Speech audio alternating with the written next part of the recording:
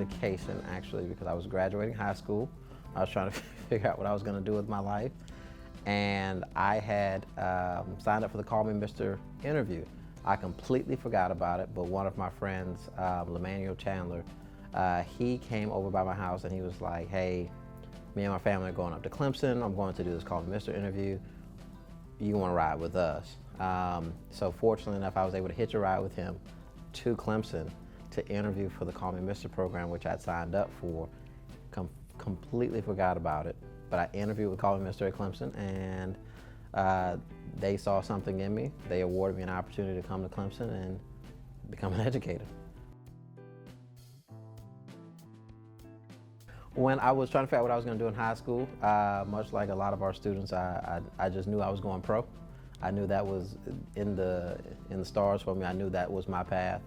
But coming out of high school, didn't get the opportunity. I had smaller opportunities, but I decided to go with Call Me Mr. at Clemson instead. Then when I got to Clemson, I still knew that I had this opportunity in front of me. So my freshman year, I go out, I try out for the team. I've got the dreads, I've got the build, I know I'm the guy, I show up.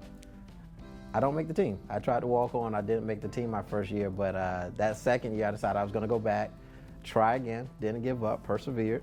And that next year, Clemson actually got a new head football coach, and Coach Sweeney gave me an opportunity to join the Tiger football team. Great experience, a lot of great memories, contact still to this day, great friends, but I was afforded that opportunity as a walk-on.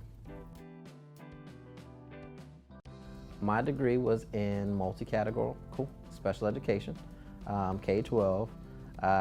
Funny enough, I was in a bowl game down in Miami, my last bowl game there, and while we were down there, I was trying to actually stay near Clemson. So I'd interviewed for the Greenville County School Districts, and I was waiting for a phone call from them. Hopefully I was getting a chance to stay up there. But things work out how they're supposed to, always. It always happens that way.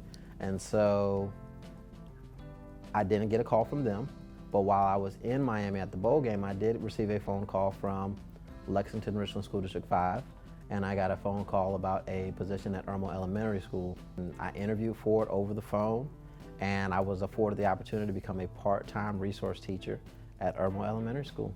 After my first year as a part-time resource teacher, I was afforded an opportunity to step into a full-time position as an ED self-contained teacher. And I was there for years. And during my time there, I have unforgettable kids, unforgettable staff members, unforgettable memories, stories. I went to grad school at Southern Westland Columbia campus. And while I was doing that, in that span of time, during that same span of time when I was going back to school, I was actually named Teacher of the Year at Irmo Elementary School by my surprise. And then even a bigger surprise after that, a top 3 finalist for the district. And then the ultimate surprise of being named District Teacher of the Year. Even though it was hard to tear away from Irmo Elementary School, again, things happen how they're supposed to happen. Cassie Pascal was named principal here at Irmo Middle School, and I was able to interview with her. And when I interviewed with her, it was an immediate connection, and she afforded me an opportunity, elected me as an AP here at Irmo Middle School. And so I moved from Irmo Elementary School, and I just moved to middle school with some of my kids.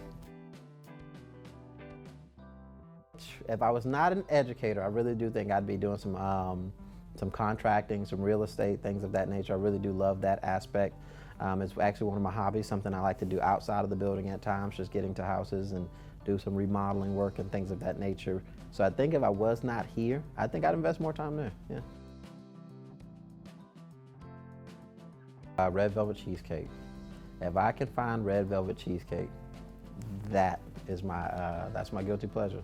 I will go searching for it. If I can find it, I'm getting it. If I see it, I'm getting it. It is a part of the journey, a part of my story. It's an opportunity to do something for students that was done for me, where people reached out and did these things for me as I was coming along.